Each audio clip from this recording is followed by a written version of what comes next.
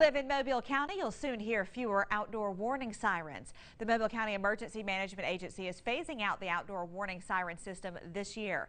Officials want people to use more precise and efficient means of receiving location-based emergency alerts, including social media, smartphone wireless emergency alerts, and apps. They also say the current equipment is becoming more difficult and costly to repair. For weather, emergencies, and updates, you can stay notified by downloading our free WKRG News 5 weather app. You can get it in Google Play and the Apple App Store.